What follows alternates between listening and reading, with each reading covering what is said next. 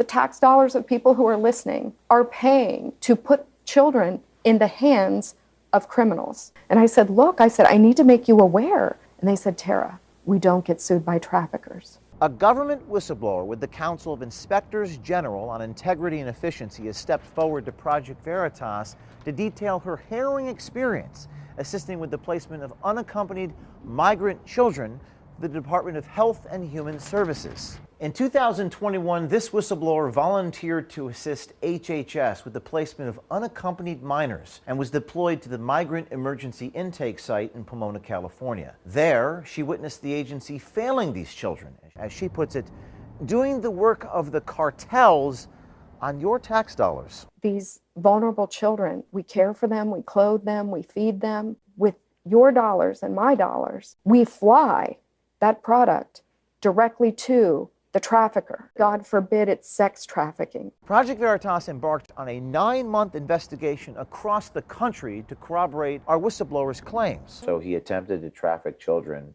and he's still at address in Texas. Yes, we have 44 unaccompanied children at that address. We have 25 unaccompanied children at that address. Project Veritas put boots on the ground, visiting scores of addresses the whistleblower shared from case files she worked on. What we found was shocking. Young children living with multiple older, unrelated men. And in one case from Gulf Freeway in Houston, Texas, a young girl who admits to her female sponsor using her for sex work. ¿Quién te patrocinó a ti? Una tía, pero me corrió en la casa. Bueno, de porque ella me ofrecía, y a mí no me gustaba eso. ¿Te ofrecía qué? Me ofrecía con los hombres, pues. Pero ella, ¿cuántos hombres ella te obligó a estar con cuántos hombres? Bueno, con muchos, ni porque no me gustaba lo que me hacía, me obligaba. ¿Ella de verdad era tu tía o fue alguien que se...? Dice que ella me conocía desde chiquita, pero yo no la conocía. I don't believe that this is something that HHS wants people to know.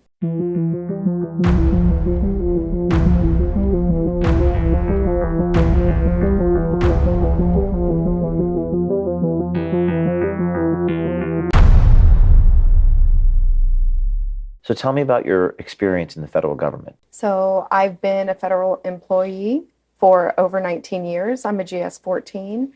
I work for the Council of the Inspectors General on Integrity and Efficiency. We combat fraud, waste, and abuse in federal programs. I've seen that there are large numbers of children who are being sent to the same location. In some areas, within a few square miles, there are over 300 unaccompanied children who have been released. It's just strange that HHS knows there's a lot of children going to one area, and yet they're not doing anything to say there's going to be a mandatory home study before we send one more child here.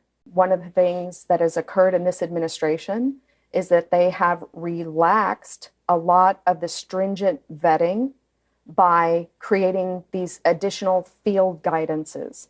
And there's a focus on move the children, as opposed to place children in safe homes. Right now, it is speed over safety. Move the children 10 to 15 days.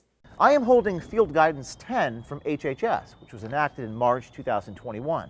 This guideline pushes expedited release of unaccompanied children to sponsors, according to our whistleblower, within 14 days after processing. And what sorts of fraud have you witnessed? Name fraud, legal document fraud? So we had some cases, it's specifically in Austin, where a sponsor was attempting to simultaneously sponsor 2 unaccompanied children. In one application, said his address was at one location, and then for the next child, he used a different address of a neighboring apartment building. So same person sponsoring at 2 separate addresses. And who's he? So the sponsor here, Edgar. ¿Cómo se llama usted? Yo me llamo Edgar. ¿Edgar qué? Sí, Edgar Edgar Tiul. Tiul, oh, mucho gusto, Edgar. ¿Eres de Guatemala? Sí. Ah, mucho gusto. ¿Y cuándo llegaste aquí a Estados Unidos? Un año. ¿Cuántos adultos hay aquí? ¿5, 6? Aquí somos, o sea, como 5. ¿Como 5? Sí. ¿Todos hombres? Sí, hombres. ¿Y algún niño? No. ¿En algún momento has patrocinado a algún niño, Edgar? No. Ninguno. Ninguno. So he attempted to traffic children, and he's still at address in Texas walking a free man. Yes, HHS does not want federal law enforcement going after their sponsors in any way. Why not? It's a very good question that I don't have the answer to.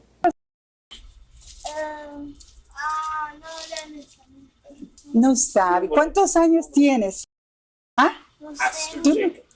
These sponsors fill out a federal form. So if they provide false information on federal documentation, that also is criminal. We don't know if the U.S. Attorney's Office in Texas knows about this. Right. They probably don't. I think most people don't know.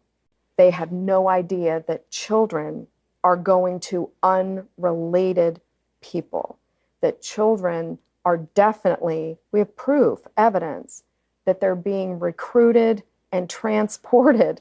They're then in debt bondage. Porque yo quise venir, obviamente que tengo que pagar. Tienes que pagar la deuda. ¿Cuánto que debes? Me falta 18. $18,000. No, que sale. ¿Qué sale? 18,000 que sale. We know that children have been trafficked through the program. And the name of this program again is?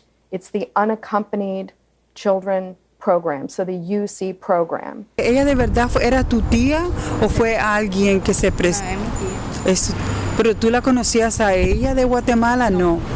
¿Y cómo tú supiste de...? Pues dice que ella me conocía desde chiquita, pero yo no la conocía. So your trafficker in Guatemala, he's got to use the cartel to get his children across Mexico. But once he gets the children to the U.S. border, we take them. So we take the product.